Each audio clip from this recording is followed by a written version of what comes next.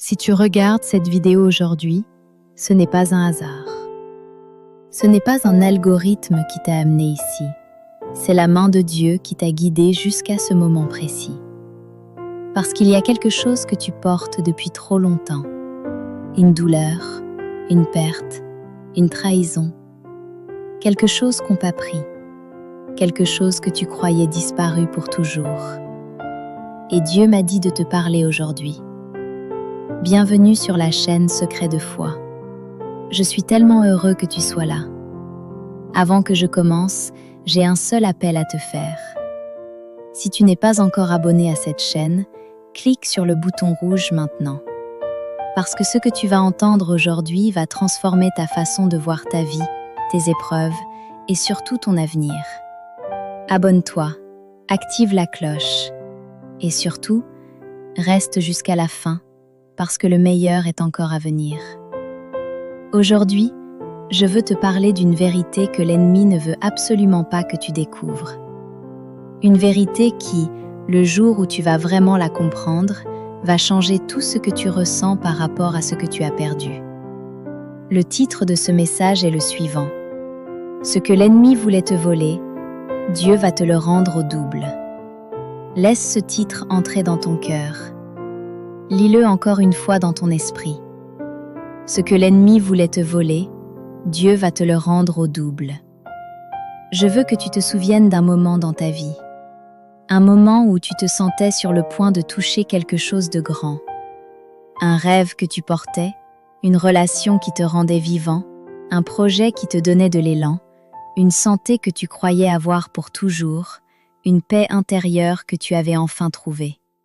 Et puis, sans avertissement, tout s'est effondré. Quelqu'un t'a trahi. Une maladie est arrivée. Une perte financière t'a frappé. Une rupture t'a brisé. Un mensonge a détruit ta réputation. Une opportunité s'est envolée au dernier moment. Et tu t'es retrouvé là, au sol, à te demander pourquoi. Pourquoi moi? Pourquoi maintenant? Pourquoi encore? Je veux que tu saches quelque chose. Ce que tu as vécu n'était pas un accident. L'ennemi ne frappe jamais par hasard. Il ne te vole pas n'importe quoi. Il te vole précisément ce qui était destiné à te propulser vers ta destinée. L'ennemi ne s'attaque pas aux gens ordinaires avec des rêves ordinaires. Il s'attaque aux porteurs de destinée. Il s'attaque à ceux que Dieu a marqués pour quelque chose de grand. La Bible le dit clairement dans l'Évangile de Jean, au chapitre 10, verset 10. Jésus dit ces mots. « Le voleur ne vient que pour dérober, égorger et détruire. » Voilà la stratégie de l'ennemi. Dérober, égorger, détruire. Voler d'abord, tuer l'espoir ensuite, et finalement détruire l'identité. Mais Jésus ne s'arrête pas là. Il continue dans le même verset. « Je suis venu afin que les brebis aient la vie et qu'elle l'ait en abondance. » L'ennemi a un plan pour toi, mais Dieu a un contre-plan. Et le contre-plan de Dieu est toujours plus puissant que l'attaque de l'ennemi. Alors laisse-moi te poser une question directe aujourd'hui. Qu'est-ce que l'ennemi t'a volé? Qu'est-ce qu'il a essayé d'effacer de ta vie? Ta joie? Ta confiance? Ton mariage? Ta santé? Ton argent? Tes années? Ton identité? Parce que si tu peux identifier ce qu'il t'a volé, tu pourras reconnaître ce que Dieu est en train de préparer pour te le rendre au double. Il existe dans la Bible un principe que très peu de croyants connaissent vraiment. C'est le principe de la double restitution. Dans le livre de l'Exode, chapitre 22, la loi mosaïque établissait quelque chose de remarquable. Si un voleur était pris, il devait rendre le double de ce qu'il avait volé. Double pour un bœuf, double pour un âne, double pour de l'argent. C'était la loi. Et voici ce que je veux que tu comprennes. Cette loi n'était pas seulement pour le peuple d'Israël à cette époque. C'était une révélation prophétique du caractère de Dieu. Dieu est un Dieu de restitution. Dieu est un Dieu de justice.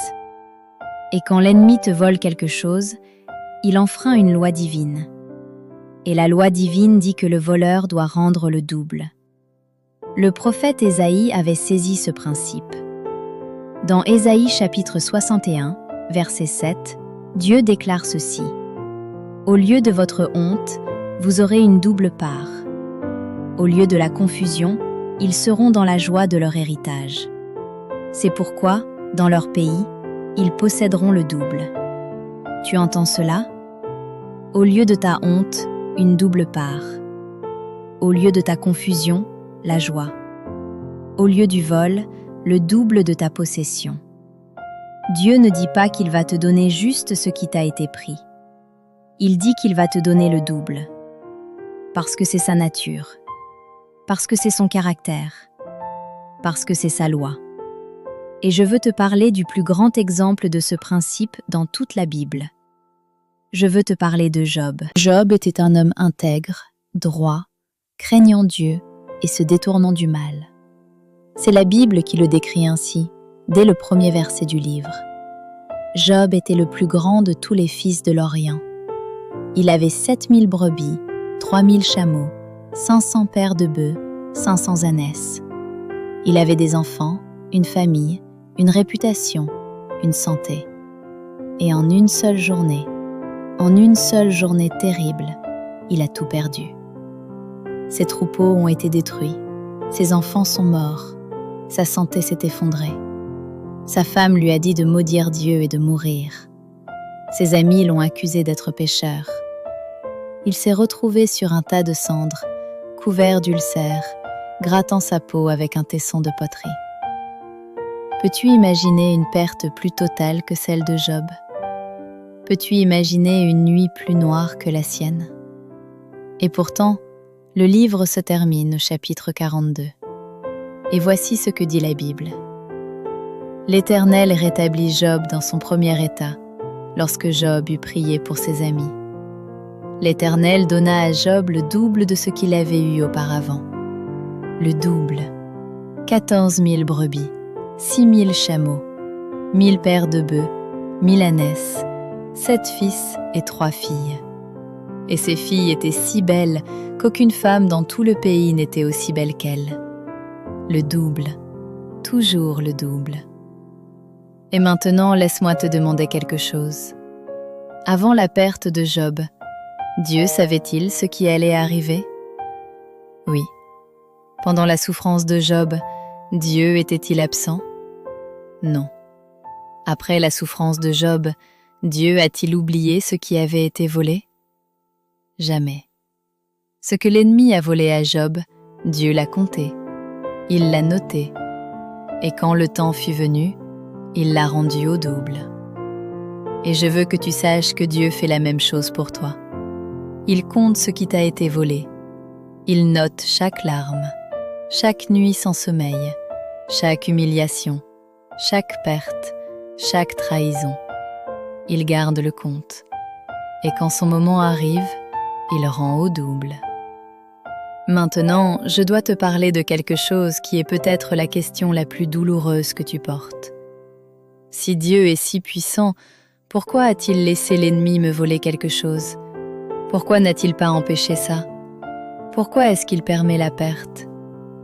C'est une question légitime, c'est une question honnête, et elle mérite une réponse honnête. La réponse se trouve dans un principe que les grands leaders spirituels et les grands hommes de succès ont tous compris. Ce principe s'appelle la nécessité de la transformation avant la destination. Tu ne peux pas porter le double sans avoir été transformé pour le recevoir. Tu ne peux pas gérer une bénédiction double avec une capacité simple. Et parfois, la seule façon pour Dieu de t'agrandir intérieurement, c'est de permettre que tu sois vidé extérieurement. L'apôtre Paul le comprit d'une façon profonde. Dans sa deuxième lettre aux Corinthiens, chapitre 4, verset 17, il écrit ceci. « Car nos légères afflictions du moment présent produisent pour nous, au-delà de toute mesure, un poids éternel de gloire. » Nos légères afflictions. Paul appelle ces souffrances des afflictions légères. Pourtant, il a été emprisonné, battu, naufragées, affamées, rejetées. Et il les appelle légères, parce qu'il les compare à ce qu'elles produisent. Un poids éternel de gloire au-delà de toute mesure. La perte prépare la gloire. La nuit prépare le matin. L'hiver prépare le printemps. Et la souffrance prépare la bénédiction double. Pense à Joseph. Joseph avait reçu un rêve de Dieu, un rêve de grandeur, un rêve dans lequel même ses frères se prosterneraient devant lui. Mais avant que ce rêve se réalise, il a été vendu comme esclave par ses propres frères. Il a été emmené en Égypte. Il a été faussement accusé par la femme de Potiphar. Il a été jeté en prison. Et il a été oublié pendant 2 ans par un homme qui l'avait aidé. Chaque étape ressemblait à un vol. Chaque étape ressemblait à un échec. Chaque étape semblait confirmer que son rêve était mort. Mais Dieu n'avait pas oublié Joseph. Chaque privation était une préparation. Chaque prison était une école. Chaque humiliation était une fondation pour une plus grande élévation. Et quand Dieu a ouvert la porte, Joseph n'est pas devenu un simple homme libre. Il est devenu le 2e homme le plus puissant d'Égypte. Il est devenu celui par qui des millions de personnes ont été sauvées de la famine. La Bible le dit dans Genèse chapitre 45, verset 7. « Dieu m'a envoyé devant vous pour vous conserver des descendants sur la terre et pour vous sauver la vie par une grande délivrance. » L'ennemi pensait avoir volé l'avenir de Joseph. Mais Dieu utilisait chaque vol pour construire quelque chose que Joseph n'aurait jamais pu imaginer. Et c'est exactement ce que Dieu fait avec toi en ce moment. Ce que tu as perdu n'est pas la fin de ton histoire. C'est le début du chapitre où Dieu va te montrer ce qu'il peut faire avec quelqu'un qui lui fait confiance même dans la nuit la plus noire. Maintenant, pour que tu puisses te positionner pour recevoir ce que Dieu veut te rendre, tu dois d'abord comprendre comment l'ennemi opère. Parce que l'ennemi ne t'a pas seulement volé des choses matérielles ou des opportunités. Il t'a surtout essayé de te voler quelque chose de beaucoup plus précieux. Il a essayé de te voler ta foi. L'apôtre Pierre le décrit dans sa première épître, chapitre 5, verset 8. « Soyez sobres et veillez. Votre adversaire, le diable, rôde comme un lion rugissant, cherchant qu'il pourra dévorer. » Un lion rugissant. Remarque l'image. Le rugissement d'un lion est souvent plus grand que le lion lui-même. Le rugissement est une stratégie de peur. Une façon de paralyser la proie avant même d'attaquer. Et voici les 5 stratégies principales que l'ennemi utilise pour te voler. La première stratégie, c'est le mensonge de la permanence. L'ennemi veut te faire croire que ta situation actuelle est permanente. Que la douleur d'aujourd'hui sera la réalité de demain. Que ce que tu as perdu ne reviendra jamais. Qu'il est trop tard pour toi. Que tu as raté ta fenêtre. Que ton heure est passée. Mais la Bible dit le contraire. Dans les Lamentations de Jérémie, chapitre 3, versets 22 et 23, il est écrit : « Les bontés de l'Éternel ne sont pas épuisées.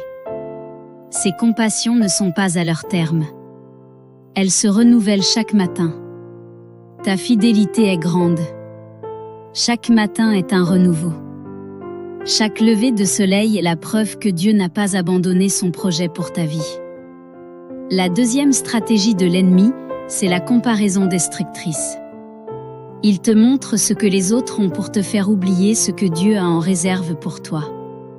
Il te fait regarder la bénédiction de ton voisin pour te faire oublier la promesse que Dieu a faite sur ta vie. Mais Dieu a un plan spécifique pour toi. Pas une copie du plan de quelqu'un d'autre. Un plan original. Unique.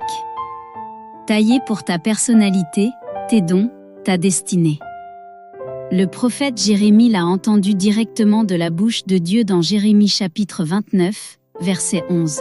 « Car je connais les projets que j'ai formés sur vous, dit l'Éternel, projets de paix et non de malheur, afin de vous donner un avenir et de l'espérance. » Un avenir. De l'espérance. Pour toi. Personnellement. La troisième stratégie, c'est la honte de la chute. L'ennemi utilise tes erreurs passées, tes échecs, tes défaites pour te convaincre que tu n'es pas digne de recevoir la bénédiction double. Il te rappelle tes fautes pour neutraliser ta foi. Mais voici ce que Dieu dit à ce sujet.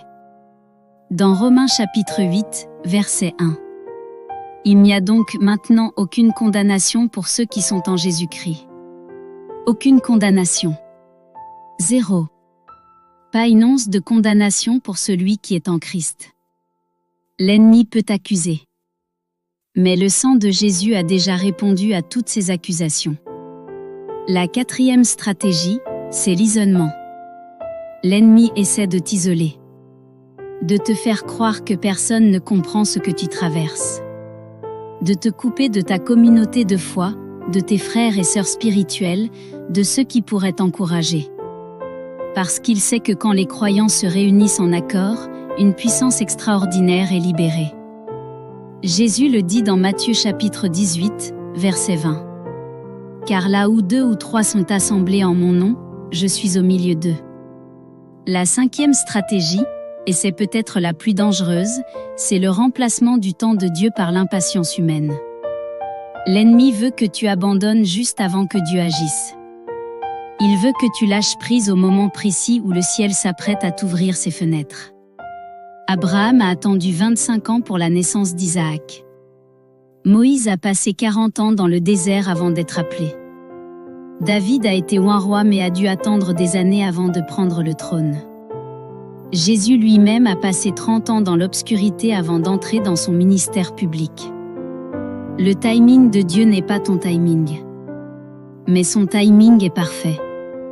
Galates chapitre 6, verset 9 dit ceci.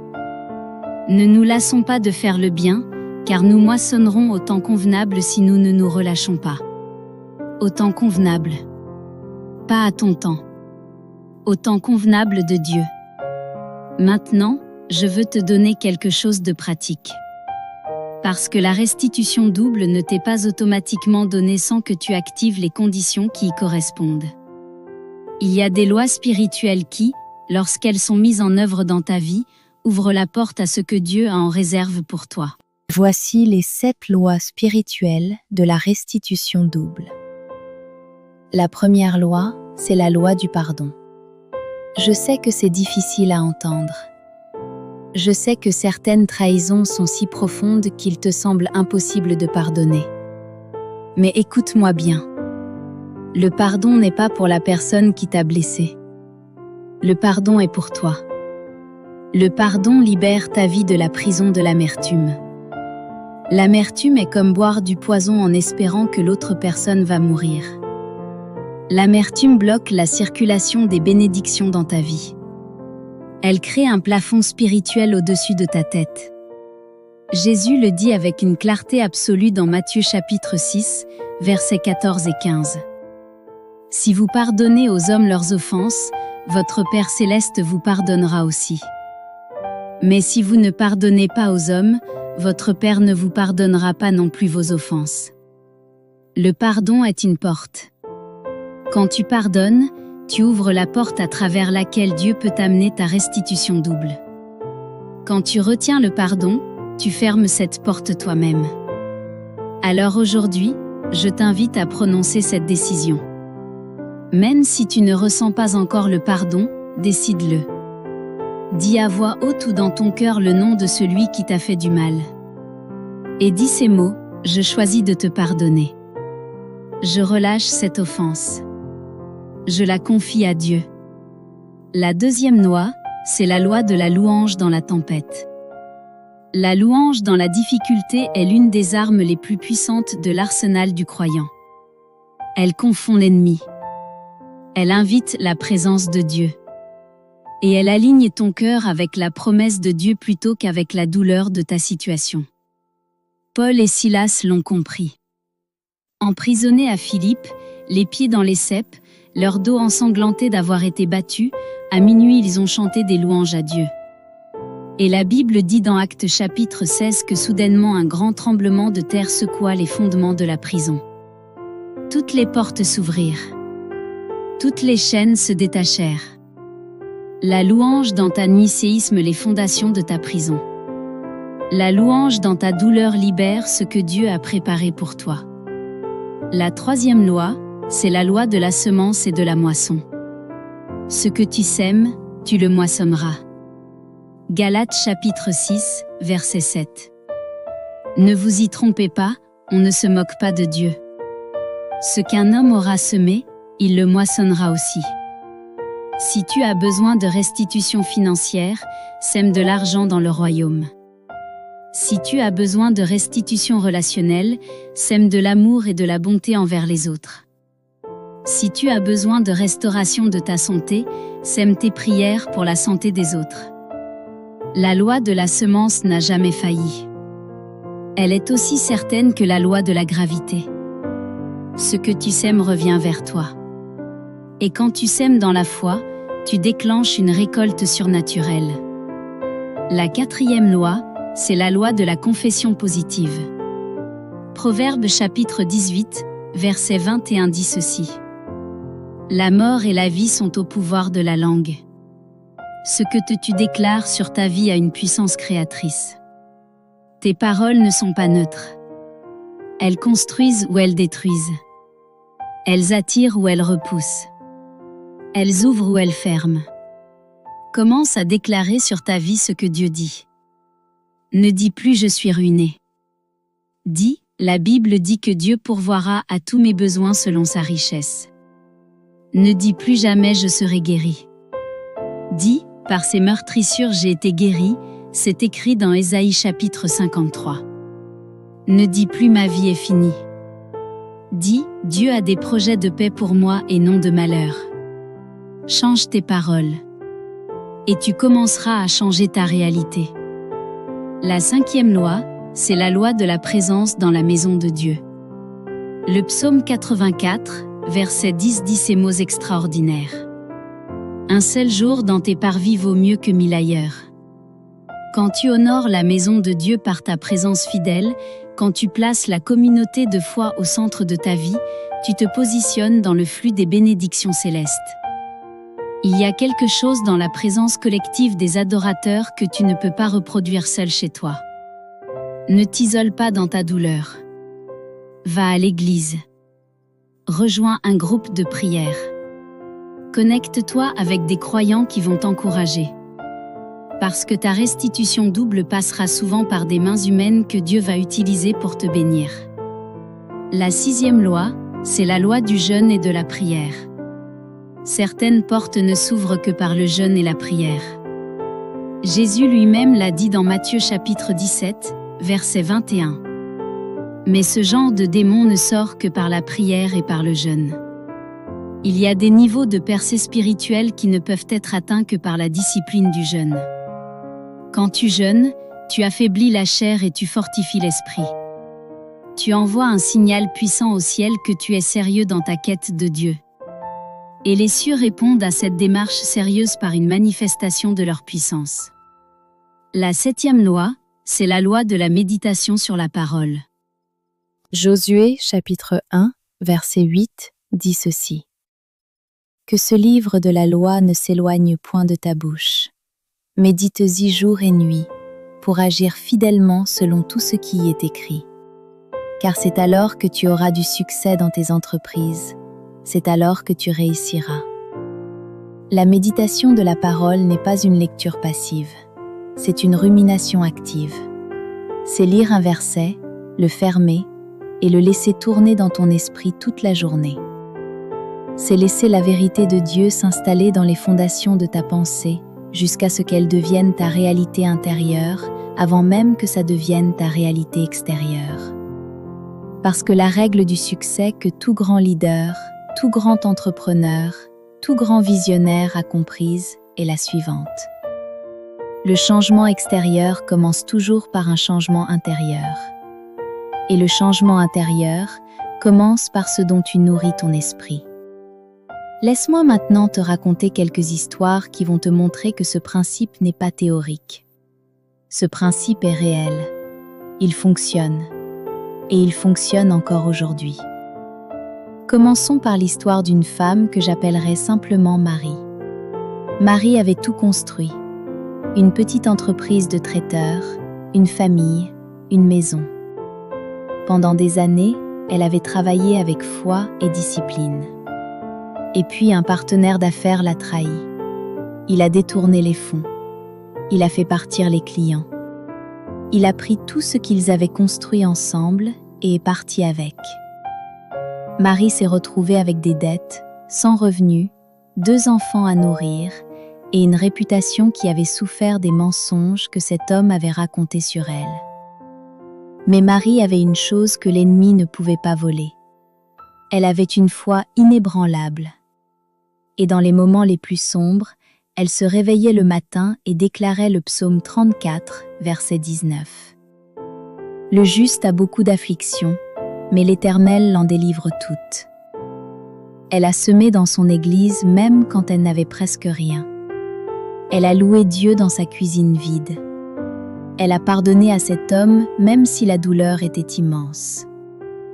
Et 18 mois plus tard, elle avait non seulement reconstruit son activité, mais elle avait une clientèle 2 fois plus grande qu'avant. Des contrats qu'elle n'aurait jamais pu décrocher avant.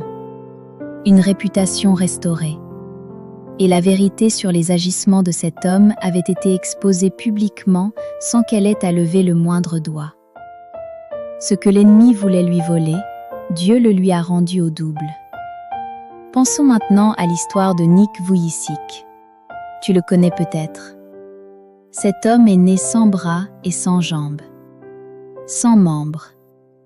Dans un monde qui l'a rejeté, qui l'a moqué, qui lui a dit qu'il ne valait rien, qu'il était un fardeau, qu'il ne pourrait jamais vivre une vie normale. L'ennemi avait essayé de voler à Nick sa dignité, son espoir, son identité. Nick a même failli mettre fin à sa vie adolescent. Mais Nick a découvert qui il était aux yeux de Dieu. Il a découvert la vérité de Psaume chapitre 139, verset 14. « Je te loue de ce que je suis une créature si merveilleuse. Tes œuvres sont admirables, et mon âme le reconnaît bien. » Aujourd'hui, Nick Vujicic a prêché l'Évangile à plus de 3 milliards de personnes à travers le monde. Des présidents et des chefs d'État l'ont reçu. Il est marié à une femme magnifique, il a des enfants en bonne santé, et il voyage sur tous les continents pour apporter de l'espoir à ceux qui ont perdu le leur. Ce que l'ennemi voulait lui voler, Dieu le lui a rendu au double. Et plus encore.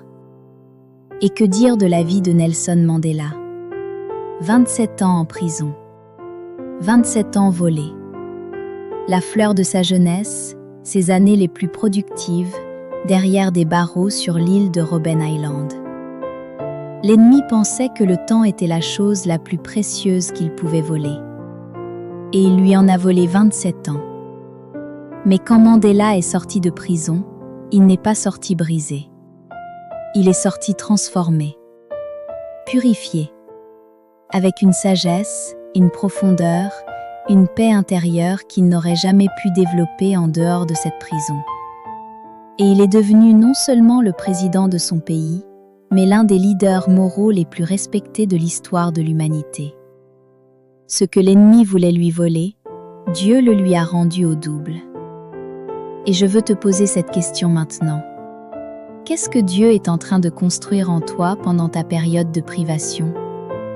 Qu'est-ce qui est en train d'être forgé dans les profondeurs de ta souffrance, qui sera beaucoup plus précieux que tout ce qui t'a été volé? Parce que la réponse est là. Dans le feu, l'or est purifié. Dans la pression, le diamant est formé. Dans la nuit, l'aube est préparée. Maintenant, parlons concrètement. Parce que quand la Bible dit que Dieu va te rendre au double, elle ne parle pas seulement de doubler des chiffres sur un compte en banque. La restitution double de Dieu est multidimensionnelle.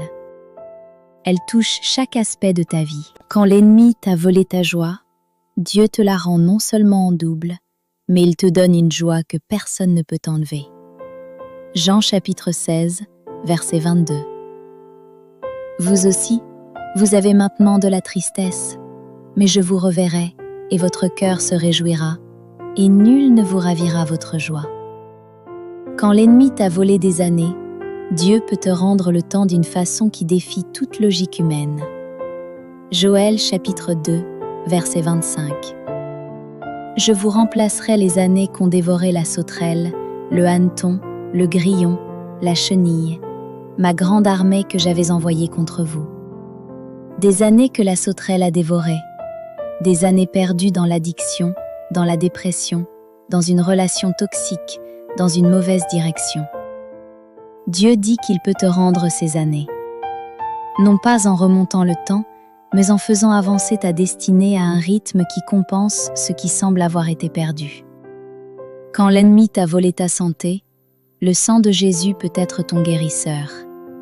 Ésaïe 53, verset 5. Mais il était blessé pour nos péchés, brisé pour nos iniquités. Le châtiment qui nous donne la paix est tombé sur lui, et c'est par ses meurtrissures que nous sommes guéris. Quand l'ennemi t'a volé ta réputation, Dieu peut restaurer ton honneur d'une façon si spectaculaire que tous ceux qui t'ont vu humilié verront ta gloire. C'est l'histoire de Joseph. Il est passé de prisonnier à premier ministre, et ceux qui l'avaient méprisé sont venus se prosterner devant lui. Quand l'ennemi t'a volé une relation, Dieu peut soit la restaurer, soit t'envoyer quelque chose de beaucoup mieux. Parce qu'il connaît le désir profond de ton cœur. Et il est capable de te donner au-delà de ce que tu peux demander ou penser. Éphésiens chapitre 3, verset 20.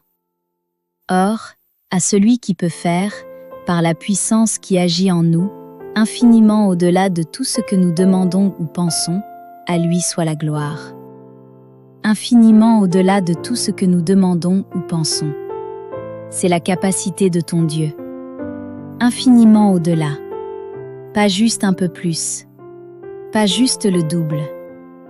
Infiniment au-delà de tout ce que tu peux demander ou imaginer. Alors laisse ta foi monter ce soir. Laisse ta foi aller au-delà de la restitution double. Parce que ton Dieu est capable de te surprendre d'une façon qui fera pleurer tes yeux de joie. Je veux que tu reçoives maintenant quelque chose qui vient directement du cœur de Dieu pour toi. Si tu traverses en ce moment ce qui semble être la nuit la plus noire de ta vie, je veux que tu saches une chose. La nuit la plus noire précède toujours l'aube la plus belle. Le vendredi de la crucifixion était la journée la plus sombre de l'histoire humaine. Dieu lui-même était cloué sur une croix. Tout semblait perdu. Ses disciples s'étaient dispersés. Sa mère pleurait à ses pieds. Ses ennemis riaient de sa mort. L'ennemi pensait avoir remporté la victoire ultime. Il pensait avoir réussi à voler à Dieu son propre fils. Il pensait que la croix était la fin. Mais le dimanche matin, la pierre a été roulée. Et la mort elle-même a été vaincue. Si Dieu peut transformer la crucifixion en résurrection, si Dieu peut transformer le tombeau en triomphe, si Dieu peut transformer la croix en couronne, alors dis-moi ce que ta situation présente peut représenter pour lui. Ta perte n'est pas plus grande que la mort. Et la mort, Jésus l'a vaincue. Le psaume 30, verset 5 dit ces mots qui devraient s'imprimer dans ton cœur pour toujours. Les pleurs durent le soir jusqu'au matin, mais au matin viennent les cris de joie. Les pleurs durent un soir. Juste un soir. Mais la joie vient le matin. Tu es peut-être dans ton soir en ce moment. Il se peut que ta nuit soit longue. Il se peut que tu pleures depuis longtemps. Mais le matin vient. Le matin de Dieu vient toujours. Et quand il vient, il ne vient pas doucement. Il ne vient pas discrètement. Il vient avec des cris de joie. Il vient avec une lumière si brillante qu'elle efface chaque souvenir de la nuit. Il vient avec une bénédiction si grande que tu en oublieras combien de temps la nuit a duré. Mais il y a quelque chose que Dieu exige de ta part pour que cette restitution double se manifeste dans ta vie. Et ce quelque chose ne coûte pas de l'argent. Ça ne coûte pas des relations. Ça ne coûte pas du talent ou de l'intelligence. Ça coûte de la foi. Hébreux chapitre 11, verset 6 dit ceci. Or, sans la foi, il est impossible de lui être agréable.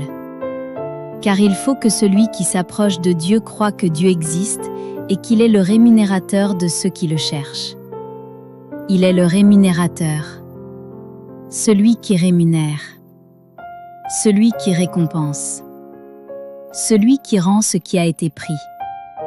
Mais tu dois le croire. La foi n'est pas un sentiment. La foi n'est pas l'absence de doute. La foi, c'est une décision. C'est la décision de choisir la vérité de Dieu sur la réalité de ta situation. Abraham avait 100 ans et Sarah avait 90 ans quand Dieu leur a promis un enfant. La logique disait que c'était impossible. La biologie disait que c'était impossible. L'histoire disait que c'était impossible. Mais voici ce que dit la Bible à propos d'Abraham dans Romains chapitre 4, verset 20.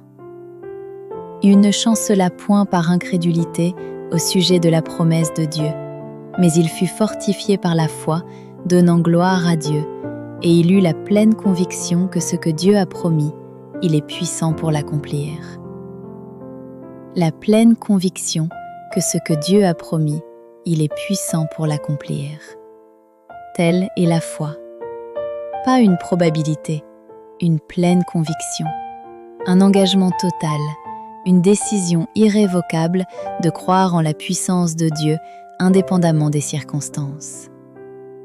Et voici quelque chose que peu de gens comprennent à propos de la foi. La Bible dit dans Marc chapitre 11 verset 24 « C'est pourquoi je vous dis, tout ce que vous demanderez en priant, croyez que vous l'avez reçu et vous le verrez s'accomplir. » Croyez que vous l'avez reçu, au présent, avant de le voir, avant de le toucher, avant que les circonstances changent. C'est le principe de la foi qui agit dans le domaine invisible pour manifester le visible. Les principes du succès confirment ceci.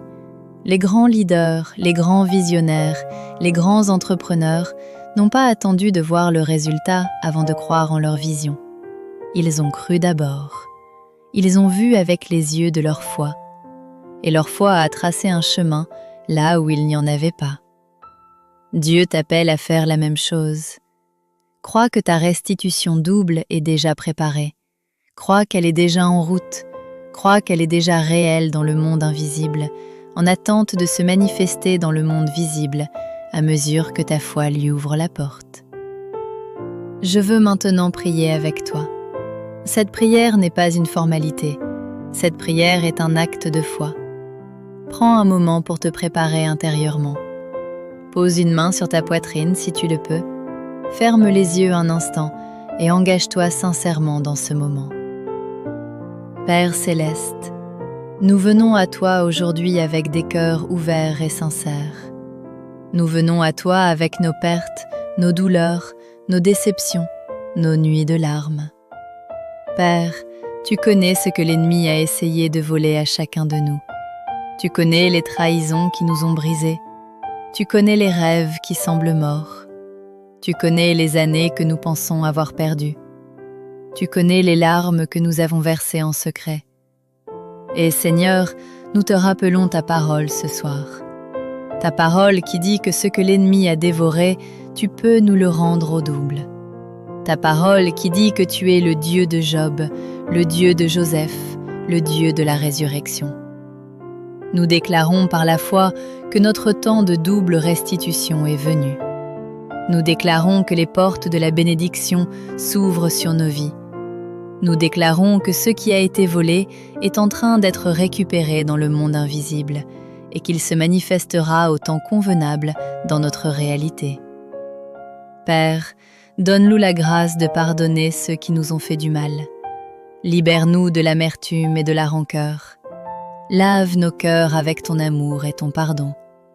Fortifie notre foi là où elle est faible. Rappelle-nous chaque matin que tu es le Dieu qui renouvelle, qui restaure, qui rend au double. Et Seigneur, Que cette vidéo soit une semence dans le cœur de chaque personne qui l'a regardée. Que ta parole ne retourne pas à toi sans avoir accompli ce pourquoi tu l'as envoyée. Au nom de Jésus, le nom au-dessus de tout nom, nous prions. Amen. Je vais te donner maintenant une série de déclarations prophétiques que je t'invite à proclamer chaque matin et chaque soir. La puissance de la confession est réelle. Les mots que tu prononces sur ta vie ont une influence spirituelle réelle. Prends ces déclarations, écris-les si tu le peux, colle-les sur ton miroir et proclame-les chaque jour avec conviction. Je déclare que tout ce que l'ennemi m'a volé, Dieu me le rend au double. Je déclare que mon temps de restauration est arrivé. Je déclare que ma joie est restaurée, ma paix est restaurée, ma santé est restaurée.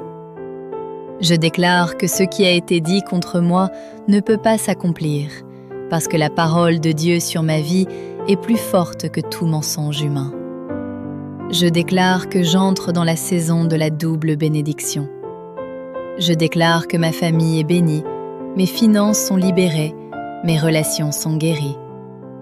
Je déclare que le plan de Dieu pour ma vie est bon, que son timing est parfait et que sa puissance agit en moi infiniment au-delà de tout ce que je peux demander ou penser.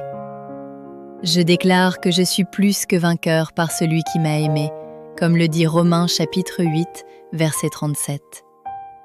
Je déclare que la honte est effacée et remplacée par l'honneur. Je déclare que les larmes de la nuit sont transformées en joie du matin. Je suis un enfant du Dieu très haut, et mon Père est un Dieu de restitution double.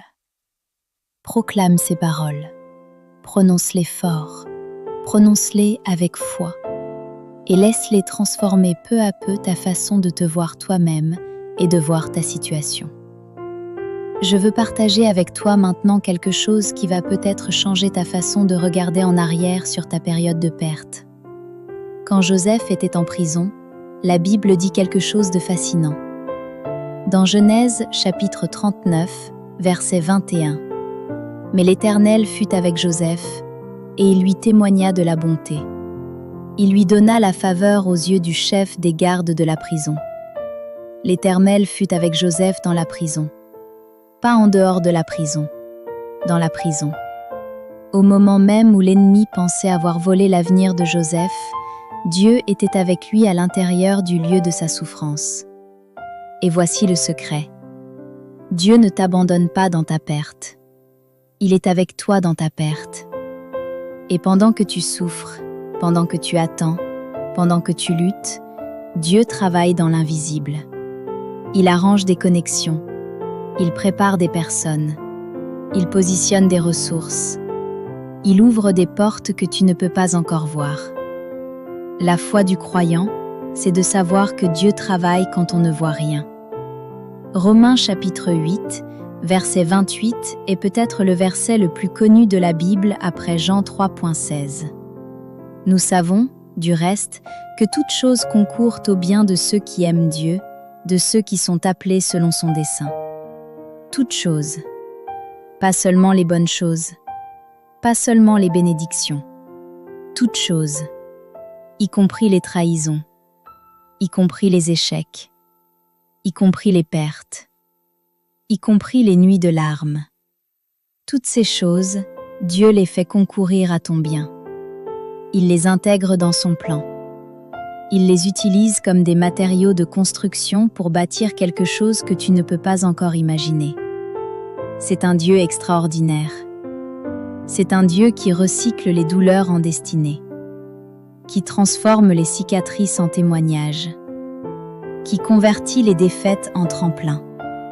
Et si tu peux regarder en arrière sur ta vie avec les yeux de la foi, tu verras la main de Dieu dans chaque moment difficile. Tu verras comment chaque perte t'a orienté vers quelque chose de plus grand. Comment chaque porte fermée t'a poussé vers la bonne porte. Comment chaque personne qui t'a quitté a fait de la place pour quelqu'un de meilleur. Dieu ne gaspille rien, pas même ta douleur. Écoute-moi bien pour ces dernières minutes. L'ennemi t'a volé quelque chose parce qu'il a vu ta destinée avant que tu la voies toi-même. Les gens ordinaires avec des vies ordinaires ne sont pas la cible prioritaire de l'ennemi. L'ennemi investit son énergie là où il y a un danger pour son royaume. Et si tu as été attaqué, si tu as été blessé, si quelque chose de précieux t'a été volé, c'est parce que l'ennemi a reconnu quelque chose en toi que tu n'as peut-être pas encore pleinement reconnu toi-même. Tu es porteur d'une destinée. Tu as été créé avec un but. Un but qui dépasse ta propre vie. Un but qui peut toucher des familles, des communautés, des générations. Et l'ennemi le sait. C'est pourquoi il a essayé de te stopper. C'est pourquoi il a essayé de te décourager. C'est pourquoi il a essayé de te faire abandonner. Mais voici ce que l'ennemi a oublié. Il a frappé quelqu'un que Dieu n'abandonne jamais. Il a attaqué quelqu'un que Dieu a promis de ne jamais laisser ni abandonner. Hébreux chapitre 13, verset 5. Je ne te laisserai point et je ne t'abandonnerai point. Jamais. C'est la promesse de ton Dieu. Jamais il ne te laissera. Jamais il ne t'abandonnera. Et je veux te dire quelque chose de direct maintenant. Le monde a besoin de ton témoignage. Le monde a besoin d'entendre comment Dieu t'a relevé. Comment il a restauré ce qui avait été brisé. Comment il a rendu au double ce qui avait été volé. Ton histoire n'est pas terminée. Ton chapitre de restauration est en train de s'écrire. Et les prochaines pages seront si belles que tu devras les raconter. Tu devras en parler. Parce que ta victoire sera le carburant de la foi de quelqu'un d'autre qui traverse sa nuit en ce moment. C'est pourquoi des chaînes comme Secret de foi existent. Pour être ce feu dans la nuit. Pour rappeler à ceux qui sont dans leur hiver que le printemps vient. Pour dire à ceux qui ont tout perdu que Dieu est un Dieu de restitution double. Je veux finir ce message avec quelque chose de personnel. Je te parle comme un frère ou une sœur en Christ. Je te parle comme quelqu'un qui croit profondément que tu as regardé cette vidéo pour une raison. Pas par accident. Pas par hasard. Mais parce que Dieu voulait que tu entendes ce message aujourd'hui.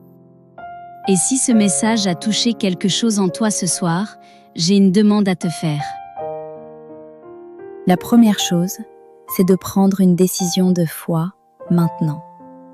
Décide que tu vas croire la promesse de Dieu pour ta vie. Décide que tu vas arrêter de te laisser définir par ta perte et commencer à te laisser définir par ta destinée. Décide que ce soir, quelque chose change dans ta façon de voir ta situation. La deuxième chose que je te demande, c'est de partager cette vidéo. Si ce message t'a touché, tu connais quelqu'un d'autre qui en a besoin. Un ami qui traverse une nuit difficile. Un membre de ta famille qui a perdu l'espoir. Un collègue qui se demande si Dieu l'a oublié.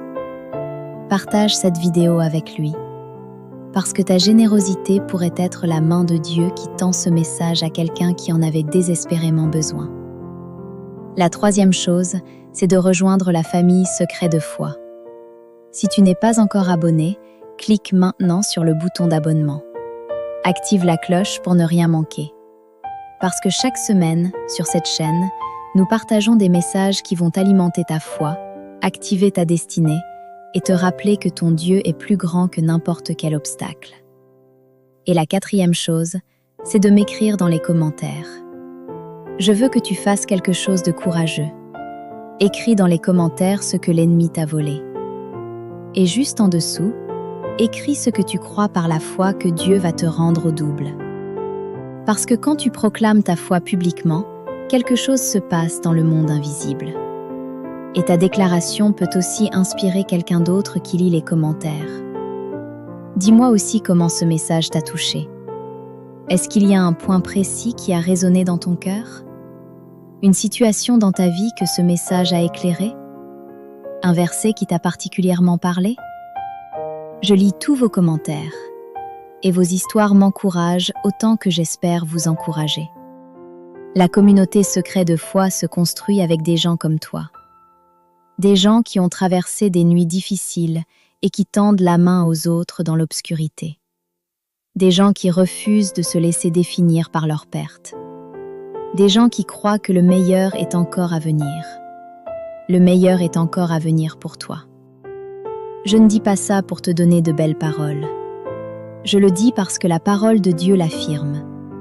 Parce que l'histoire de l'humanité l'a prouvé encore et encore. Et parce que je crois de tout mon cœur que le Dieu qui a relevé Job, qui a élevé Joseph, qui a ressuscité Jésus, est le même Dieu qui travaille pour toi en ce moment. Ce que l'ennemi voulait te voler, Dieu va te le rendre au double. Garde cette vérité avec toi. Grave-la dans ton cœur. Et reviens la semaine prochaine, parce que la prochaine vidéo continue ce voyage de foi. Que Dieu te bénisse. Que sa face brille sur toi. Et que la paix qui dépasse toute intelligence garde ton cœur et ton esprit en Jésus-Christ. À très bientôt sur Secret de foi. Sois abondamment béni.